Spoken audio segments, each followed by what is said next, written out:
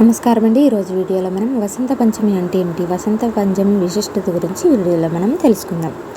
వసంత పంచమి మాఘశుద్ధ పంచమి నాడు జరుపుకుంటారు. దీనిని శ్రీ పంచమి అని కూడా అంటారు. మాఘశుద్ధ పంచమి సరస్వతీదేవి జన్మించిన రోజు. మాఘశుద్ధ పంచమి నాడు వసంత ఋతువు ప్రారంభమవుతుంది. సరస్వతీదేవిని మాఘ పంచమి నాడు శ్రీ పంచమి పేరిట ఆరాధిస్తారు.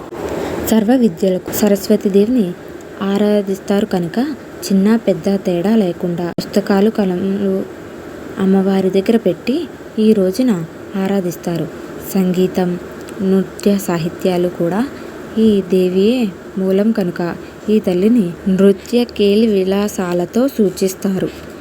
ఈ శ్రీ పంచమినే వసంత పంచమి అని, మధున పంచమిని అని కూడా అంటారు. ఈ తల్లిని జ్ఞాన ప్రాప్తి కోసం ఆరాధించమని మన పురాణాలు చెప్తున్నాయి. మాఘమాసం శిశు ఋతువులో వసంతుణ్ణి స్వాగత చిహ్నంగా ఈ పంచమిని భావిస్తారు.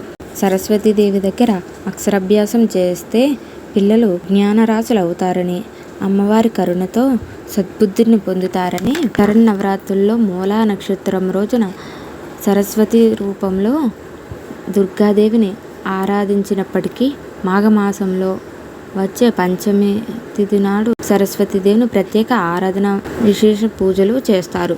సరస్వతీదేవిని పూజించి సర్వవేళలా సర్వస్థలయందు నాతోనే ఉండమని ప్రార్థిస్తారు. వ్యాస వాల్మీకులు కూడా ఈ తల్లిని అనుగ్రహంతోనే వేద విభజన చేయడం, పురాణాలు గ్రంథాలు కావ్యాలు రచించడం జరుగుతూ ఉంటాయి. పూర్వం అశ్వలాయనుడు ఆది శంకరాచార్యులు కూడా ఈ తల్లిని ఆరాధించి ఉన్నారు.